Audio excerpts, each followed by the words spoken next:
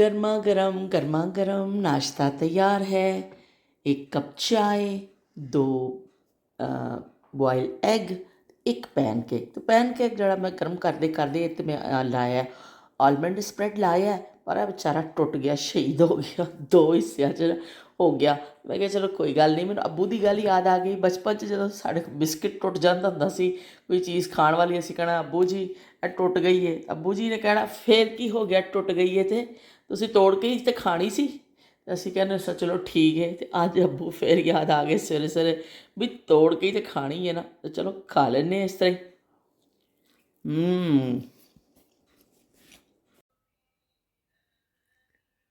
Royal ਮੇਲ ਵਾਲਿਆਂ ਦੀ ਗਾੜੀ ਆਈ ਹੈ। ਇਹ ਦੇਖੋ ਜੀ ਡਾਕੀਏ, ਇੱਥੇ ਦੇ ਡਾਕੀਏ ਨੇ, ਤੁਹਾਨੂੰ ਦਿਖਾ ਦੇਵਾਂ। ਡਾਕੀਆ ਡਾਕ ਲਾਇਆ। ਅਤੇ ਇਹ ਜਿਹੜਾ ਰਾਇਲ ਮੇਲ ਕਹਿੰਦੇ ਨੇ, ਜਿਹੜੀ ਇਹਨਾਂ ਦੀ पोस्ट ऑफिस की गाड़ी आती है, डाक लैके आए ने। और इन्होंने ड्रैस भी, इन्हों की गाड़ी भी रैड होंदी है और इन्हों के ड्रैसिस भी रैड होंदे ने।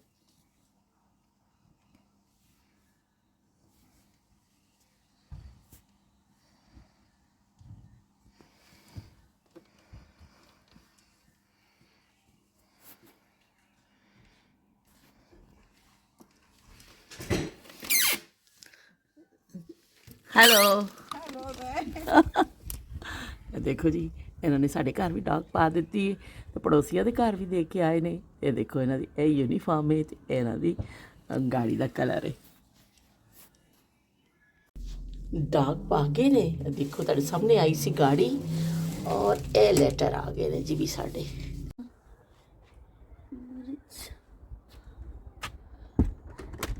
ਚਲੋ ਵੀ ਸ਼ਾਮ ਹੋ ਗਈ ਹੈ, ਧੁੱਪ ਜਿਹੜੀ ख़त्म हो गई। मैं इंतज़ार कर रही सी कि थोड़ी जी धुप घटे। खासा अज रोशन दिन रहा।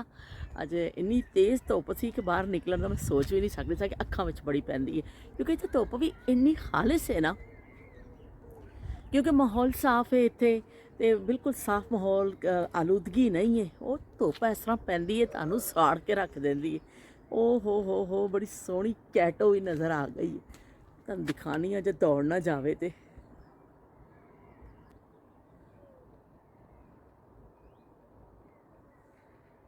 ਇਹ ਦੇਖੋ ਜੀ ਬੈਠੀ ਹੋਈ ਹੈ ਕਮਾਲ ਭਾਈ ਦੀ ਬਿੱਲੀ ਹੈ, ਉਹਨਾਂ ਦੇ ਬੇਟੇ ਦੀ। ਅਤੇ ਇਹ ਜਿਹੜੀ ਹੈ ਮੁਸਤਫਾ ਨੂੰ ਬੜੀ ਫੇਵਰੇਟ ਸੀ ਮੁਸਤਫਾ ਦੀ। ਜਦੋਂ ਅਸੀਂ ਵਾਕ ਕਰਨੇ ਸਾਂ, ਮੁਸਤਫਾ ਮੇਰੇ ਨਾਲ ਕਰਦਾ ਸੀ, ਅਤੇ ਮੁਸਤਫਾ ਇਹਨੂੰ ਕਹਿੰਦਾ ਸੀ ਕੈਟੋ ਕੈਟੋ। ਔਰ ਸਪੈਸ਼ਲੀ ਦੇਖਣ ਜਾਂਦਾ ਸੀ ਇਹਨਾਂ ਦੇ ਘਰ ਕਿ मैंने कैटो देखनी है, मुझे उनके घर लेके चले। आज मैंने कैटो देखते ही मुस्तफ़ा याद आ गया। Hello hello hello. ਇਹਦੀ ਇੱਕ ਅੱਖ ਨੀਲੀ ਹੈ, ਇੱਕ ਅੱਖ ਪੀਲੀ ਹੈ ਬਈ, ਬੜੀ ਖੂਬਸੂਰਤ ਇਹਦੀਆਂ ਅੱਖਾਂ ਨੇ। ਜੇ ਮੈਂ ਕੋਲ ਹੋ ਕੇ ਤੁਹਾਨੂੰ ਦਿਖਾ ਸਕਾਂ ਤੇ।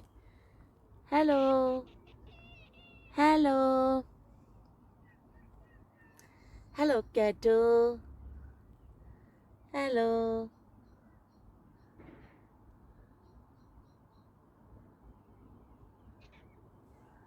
हेलो कैटो।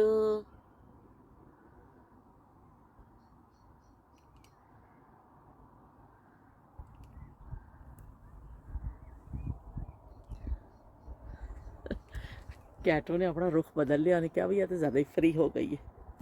चलो भाई चली कैटो। बड़ी खूबसूरत अखा देखो, अल्लाह ताला की कुदरत के इन्नी खूबसूरत अल्लाह ने मखलूक बनाई है सारी। चरिंद परिंद, ये आसमान, ये ज़मीन, इन्ने खूबसूरत आसमान के शेड देखो किन्ने प्यारे आते हैं। पर बिल्ली दी देखो अखा एक नीली है तो एक पीली, किन्नी खूबसूरत लगदियां ने। बहरहाल ਜਿਹੜੇ जानवर पालते ने उन्होंने तो बड़ा प्यार आंदा वे जानवरों के उपर। करना भी चाहिए, जानवरों से खैर जुल्म तो नहीं करना चाहिए, पर एवे कि जिन्होंने पालतू घर च पाले होंदे ने उन्होंने बिल्कुल बच्चियां वांगर उन्होंने रखते हैं ना, कि उन्होंने बिल्कुल खाण का ख्याल रखा जाता वे, और उन्होंने सौण का ख्याल रखा जाता। बिस्तर बड़े अच्छे होंदे ने। उस दिन मैं गई सी स्टोर ते, तुसीं देखिया होना वे किन्ने फूड मैं दिखाए सन। ਜਿਹੜੇ ਇਹਨਾਂ ਵਾਸਤੇ ਹੁੰਦੇ ਨੇ, ਡੌਗਸ ਦੇ ਫੂਡ ਹੁੰਦੇ ਨੇ, ਕੈਟ ਵਾਸਤੇ ਫੂਡ ਹੁੰਦੇ ਨੇ, ਬੜੇ ਅੱਛੇ ਔਰ ਇੰਨੀ ਪੈਕਿੰਗ ਔਰ ਇੰਨਾ ਜ਼ਬਰਦਸਤ ਚੀਜ਼ਾਂ ਹੁੰਦੀਆਂ ਨੇ ਕਿ ਬੰਦਾ ਹੈਰਾਨ ਰਹਿ ਜਾ ਦੇਖ ਕੇ ਕਿ ਆਪਣੇ ਜਾਨਵਰਾਂ ਵਾਸਤੇ ਇੰਨਾ ਸੋਹਣਾ ਇੰਨਾ ਅੱਛਾ ਫੂਡ ਲੈਂਦੇ ਨੇ ਅਤੇ ਅੱਛੀ ਤੋਂ ਅੱਛੀ ਚੀਜ਼ ਖਿਲਾਉਂਦੇ ਨੇ, ਉਹਨਾਂ ਨੂੰ ਵਾਕ ਕਰਾਉਂਦੇ ਨੇ, ਉਹਨਾਂ ਨੂੰ ਨੁਆਉਂਦੇ ਨੇ ਧੁਆਉਂਦੇ ਨੇ। ਵੀ ਬੜਾ ਇਹ ਕਹਿੰਦੇ ਨੇ ਸ਼ੌਕ ਹੈ ਇੱਥੇ ਜਾਨਵਰ ਜਿਹੜੇ ਪੈਟ ਪਾਲਦੇ ਨੇ ਲੋਕ, ਉਹਨਾਂ ਨੂੰ ਬੜਾ ਸ਼ੌਕ ਹੈ। ਅਤੇ ਕੀ ਕਹਿੰਦੇ ਨੇ ਇਹਨਾਂ ਦੇ ਡਾਕਟਰਸ ਵੀ ਇਹਨਾਂ ਦੇ ਅਲੱਗ ਹੁੰਦੇ ਨੇ, ਕਲੀਨਿਕ ਬਣੇ ਹੁੰਦੇ ਨੇ। ਥੋੜ੍ਹਾ ਜਿਹਾ ਬਿਮਾਰ ਹੋ ਜਾਵੇ ਅਤੇ ਫਿਰ ਉਹਨੂੰ ਫੌਰਨ ਡਾਕਟਰ ਕੋਲ ਲੈ ਕੇ ਜਾਂਦੇ ਨੇ। ਬਹਿਰਹਾਲ ਇੱਥੇ ਬਹੁਤ ਜ਼ਿਆਦਾ ਖਿਆਲ ਰੱਖਿਆ ਜਾਂਦਾ ਵੇ ਜਿਹੜੇ ਪਾਲਤੂ ਜਾਨਵਰਾਂ ਦਾ, ਕਿ ਇਸ ਤਰ੍ਹਾਂ ਨਹੀਂ ਹੈ ਕਿ ਪਾਲ ਲਿਆ ਅਤੇ ਇੱਕ ਪਾਸੇ ਸੁੱਟ ਦਿੱਤਾ ਅਤੇ ਇਸ ਤਰ੍ਹਾਂ ਬਚਿਆ ਕੁਚਿਆ ਪਾ ਦਿੱਤਾ, ਕੁਛ ਨਹੀਂ। ਸਪੈਸ਼ਲ ਫੂਡ ਉਹ ਖਾਂਦੇ ਨੇ। ਤੋ ਬਈ ਟੇਮ ਕਾ ਗੇਮ ਹੈ ਇੱਥੇ ਦੇ ਜਿਹੜੇ ਨਾ ਪੈਟ ਵੀ ਬੜੇ ਕੀ ਕਹਿੰਦੇ ਨੇ ਖੁਸ਼ਕਿਸਮਤ ਨੇ। ਅਤੇ ਅਸੀਂ ਵੀ ਜਦੋਂ ਛੋਟੇ ਹੁੰਦੇ ਸਾਂ, ਜਦੋਂ ਬਚਪਨ ਦੀਆਂ ਯਾਦਾਂ ਦੇ ਹਵਾਲੇ ਦੇ ਨਾਲ ਚਲੋ ਗੱਲ ਕਰ ਲਈਏ ਕਿ ਜਦੋਂ ਸਿਆਲਕੋਟ ਅਸੀਂ ਜਾਂਦੇ ਹੁੰਦੇ ਸਾਂ ਅਤੇ ਇੱਕ ਰਖਵਾਲੀ ਵਾਸਤੇ ਇੱਕ ਕੁੱਤਾ ਹੁੰਦਾ ਸੀ ਅਤੇ ਉਹਨੂੰ ਫਿਰ ਬੰਨ੍ਹਿਆ ਹੁੰਦਾ ਸੀ ਦਰਵਾਜ਼ੇ ਦੇ ਕੋਲ ਹੀ।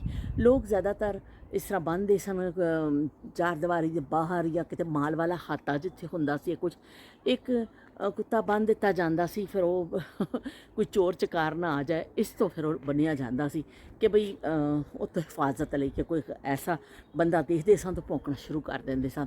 ਇਸ ਤਰ੍ਹਾਂ ਬੰਨ੍ਹਿਆ ਜਾਂਦਾ ਸੀ। ਅਤੇ ਅੱਜ ਕੱਲ੍ਹ ਜਿਹੜਾ ਵੇ ਇਹ ਲੋਕ ਇਸ ਹਵਾਲੇ ਨਾਲ ਤਾਂ ਨਹੀਂ ਪਾਲਦੇ ਨੇ, ਇਹ ਲੋਕ ਤਾਂ ਪਾਲਦੇ ਨੇ ਕਿ ਉਹਨੂੰ ਉਹਦੇ ਹਿਸਾਬ ਦੇ ਨਾਲ ਕਿ ਬਸ ਅਸੀਂ ਪਾਲਣਾ ਪੈਟ, ਬੜਾ ਸ਼ੌਕ ਹੁੰਦਾ। ਬਾਹਰ ਘਰਾਂ 'ਚ ਇੱਥੇ 4-4 5-5 ਉਹਨਾਂ ਨੇ ਰੱਖੇ ਹੋਏ ਨੇ, ਬਿੱਲੀ ਵੀ ਔਰ ਕੁੱਤਾ ਵੀ ਔਰ ਹੋਰ ਵੀ ਸੱਪ ਪਾਲਦੇ ਨੇ, ਖਰਗੋਸ਼ ਪਾਲਦੇ ਨੇ। ਵੀ ਲੋਕਾਂ ਨੂੰ ਬੜਾ ਸ਼ੌਕ ਹੈ ਇੱਥੇ ਇਹ ਚੀਜ਼ਾਂ ਪਾਲਣ ਦਾ। ਅਤੇ ਮੈਂ ਪਿਛਲੇ ਦਿਨਾਂ 'ਚ ਇੱਕ ਮੈਂ ਸ਼ਾਰਟਸ YouTube ਸ਼ਾਰਟਸ ਵਿੱਚ ਵੀਡੀਓ ਇੱਕ ਲਾਈ ਪਰਿੰਦਿਆਂ ਦੇ ਹਵਾਲੇ ਨਾਲ। ਅਤੇ ਪਰਿੰਦੇ ਵੀ ਸਾਰੇ ਇੰਨੇ ਪਿਆਰੇ ਲੱਗਦੇ ਨੇ, ਰੰਗ ਬਰੰਗੇ ਪਰਿੰਦੇ। ਤਾਂ ਤੁਸੀਂ ਦੇਖੋ ਕਿ ਉਹ ਵੀ ਬਸ ਕੁਦਰਤ ਦਾ ਸ਼ਾਹਕਾਰ ਨੇ। ਹਰ ਚੀਜ਼ ਜਿਹੜੀ ਹੈ ਨਾ ਉਹ ਕੁਦਰਤ ਦਾ ਸ਼ਾਹਕਾਰ ਹੈ। ਇਹ ਜਿਹੜੇ ਅੱਜ ਕੱਲ੍ਹ ਬਣਾਉਂਦੇ ਨੇ, ਪਾਰਲਰਸ ਵਿੱਚ ਜਾਂਦੀਆਂ ਨੇ ਔਰ ਦੂਸਰੇ ਲੋਕ ਆਪਣਾ ਟਰੀਟਮੈਂਟ ਕਰਵਾਉਂਦੇ ਨੇ, ਕੋਈ ਆਪਣਾ ਹੋਂਠ ਛੋਟੇ ਕਰਾ ਰਿਹਾ, ਕੋਈ ਮੋਟੇ ਕਰਾ ਰਿਹਾ, ਕੋਈ ਨੱਕ ਕਰਾ ਰਿਹਾ। ਕਹਿੰਦੇ ਕੁਦਰਤ ਨੂੰ ਕਦੀ ਵੀ ਨਹੀਂ ਛੇੜਨਾ ਚਾਹੀਦਾ।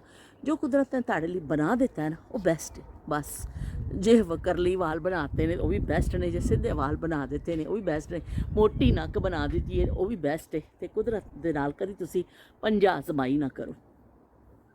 ਅਤੇ ਇਹ ਦੇਖ ਲਓ, ਅਸਮਾਨ ਦੇਖ ਲਓ ਬਈ, ਨੀਲਾ ਆਸਮਾਨ, ਅਤੇ ਨੀਲਾ ਆਸਮਾਨ ਦੇਖ ਲਓ। ਬਸ ਮੈਂ ਨਿਕਲ ਆਈ, ਹੁਣ ਮੈਂ ਜਾ ਕੇ ਅੰਦਰ ਜਾ ਕੇ ਬਣਾਉਣਾ ਖਾਣਾ ਬਣਾਉਣਾ ਵੇ। ਬਸ ਥੋੜ੍ਹੀ ਦੇਰ ਲਈ ਬਸ ਕਹਿੰਦੇ ਤਾਜ਼ੀ ਹਵਾ, ਤਾਜ਼ੀ ਸਾਰਾ ਦਿਨ ਅੰਦਰ ਬੈਠ ਕੇ ਧੁੱਪ ਖਾਸੀ ਸੀ, ਮੈਂ ਅੰਦਰ ਤਾਂ ਰਹੀ, ਲੇਕਿਨ ਇਹ ਬਾਹਰ ਨਿਕਲਣ ਦੀ ਹਿੰਮਤ ਨਹੀਂ, ਬੜੀ ਤੇਜ਼ ਧੁੱਪ ਸੀ।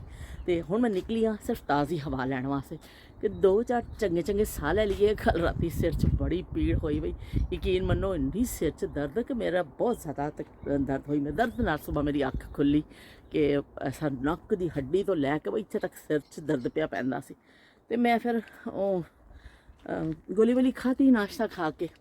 ਅਤੇ ਪਰ ਹੁਣ ਮੈਂ ਅੰਦਰ ਚੱਲਦੀ ਹਾਂ, ਮੈਂ ਤੁਹਾਨੂੰ ਦਿਖਾਉਂਦੀ ਹਾਂ। ਅੱਜ ਮੈਂ ਬਣਾ ਰਹੀ ਹਾਂ, ਮੈਂ ਤਾਂ ਖਾਣਾ ਖਾ ਲਿਆ ਬਈ।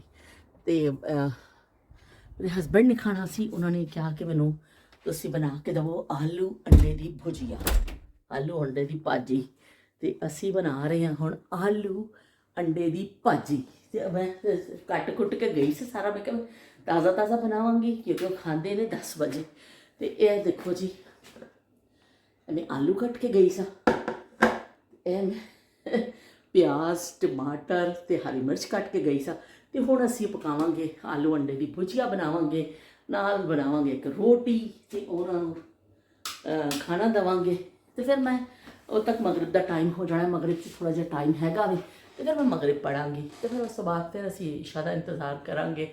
ਇਸ ਤਰ੍ਹਾਂ ਹੀ ਇੱਕ ਹੋਰ ਦਿਨ ਸਾਡੀ ਜ਼ਿੰਦਗੀ ਦਾ ਖਤਮ ਹੋ ਜਾਏਗਾ। ਅਤੇ ਜ਼ਿੰਦਗੀ ਕਿਸ ਤਰ੍ਹਾਂ ਗੈਰ ਮਹਿਸੂਸ ਤਰੀਕੇ ਦੇ ਨਾਲ ਚੱਲ ਵੀ ਰਹੀ ਹੈ। ਜਦੋਂ ਤੁਸੀਂ ਪਿੱਛੇ ਦੇਖਦੇ ਹੋ, ਇੰਨਾ ਸਾਲ ਤੁਹਾਡੀ ਜ਼ਿੰਦਗੀ ਦੇ ਗੁਜ਼ਰ ਗਏ ਨੇ ਅਤੇ ਤੁਹਾਨੂੰ ਯਕੀਨ ਹੀ ਨਹੀਂ ਆਉਂਦਾ ਇੰਨੇ ਸਾਲ ਗੁਜ਼ਰ ਗਏ ਨੇ। ਵਕਤ ਦਾ ਪਤਾ ਹੀ ਨਹੀਂ ਚੱਲਦਾ, ਤੁਹਾਡੇ ਹੱਥੋਂ ਸਰਕਦਾ ਜਾਂਦਾ, ਉਹ ਅਹਿਸਾਸ ਹੀ ਨਹੀਂ ਹੁੰਦਾ। ਤੇ ਜਦੋਂ ਤੁਸੀਂ ਗੁਜ਼ਾਰਨਾ ਹੋਵੇ ਜਿਹੜਾ ਪਲ, ਬਾਜ਼ ਦਫਾ ਬੜਾ ਮੁਸ਼ਕਿਲ ਹੋ ਜਾਂਦਾ ਕਿ ਹਾਏ ਇਹ ਵਕਤ ਗੁਜ਼ਰ ਜਾਵੇ, ਪਰ ਉਹ ਫਿਰ ਬੜੀ ਮੁਸ਼ਕਿਲ, ਐਸਾ ਲੱਗਦਾ ਹੈ ਉਹ ਨਿਕਲਣਾ ਹੀ ਨਹੀਂ ਹੈ, ਫਸ ਗਿਆ ਕਿਤੇ, ਇਹ ਵਕਤ ਗੁਜ਼ਰਨਾ ਨਹੀਂ। ਤੇ ਜਦੋਂ ਪਿੱਛੇ ਨਜ਼ਰ ਝਾਤੀ ਮਾਰੋ ਤੇ ਬੜਾ ਤਵੀਲ ਸਫ਼ਰ ਹੈ ਜਿਹੜਾ ਅਸੀਂ ਤੈਅ ਕਰਕੇ ਆ ਗਏ। ਇਸ ਤਰ੍ਹਾਂ ਹੀ ਹਰ ਇਨਸਾਨ ਦੀ ਜ਼ਿੰਦਗੀ ਦੀ ਕਹਾਣੀ ਆਉਂਦਾ ਹੈ ਦੁਨੀਆ 'ਚ, ਔਰ ਫਿਰ ਆਪਣੇ ਆਪਣੇ ਜਿਹੜਾ ਜੋ ਅੱਲਾ ਨੇ ਉਹਦੇ ਨਸੀਬ 'ਚ ਲਿਖਿਆ ਹੁੰਦਾ ਵਾ ਉਹ ਕਰਕੇ ਤੇ ਚਲਾ ਜਾਂਦਾ ਵੇ ਆਪਣੀ ਡਿਊਟੀ ਪੂਰੀ ਕਰਕੇ। ਤੇ ਇਸ ਤਰ੍ਹਾਂ ਅਸੀਂ ਵੀ ਇੱਕ ਦਿਨ ਚਲੇ ਜਾਣਾ ਵੇ, ਤੇ ਹਲੇ ਫਿਲਹਾਲ ਤੇ ਜਾਣਾ ਨਹੀਂ। ਹਾਂਡੀ ਇੰਤਜ਼ਾਰ ਵੀ ਕਰਦੀ ਹੈ ਕਿ ਪਕਾਓ ਹਾਂਡੀ ਤੇ ਪਕਾਓ ਜਿਵੇਂ ਰੋਟੀ, ਤੇ ਫਿਰ ਕੀ ਕਹਿੰਦੇ ਨੇ ਅਸੀਂ ਸ਼ੁਰੂ ਕਰੀਏ ਆਪਣਾ ਕੁਕਿੰਗ ਦਾ ਕੰਮ। ਫਿਰ ਮਿਲਦੇ ਹਾਂ ਤੁਹਾਡੇ ਨਾਲ ਇੱਕ ਨਵੀਂ ਗੱਲ ਦੇ ਨਾਲ, ਨਵੀਂ ਯਾਦ ਦੇ ਨਾਲ। ਅੱਲਾ ਹਾਫਿਜ਼। ਤੇ ਤੁਹਾਨੂੰ ਟਾਈਮ ਤੁਹਾਨੂੰ ਮੈਂ ਦਿਖਾ ਦੇਵਾਂ, ਦੇਖੋ ਬਈ टाइम होने 9:30,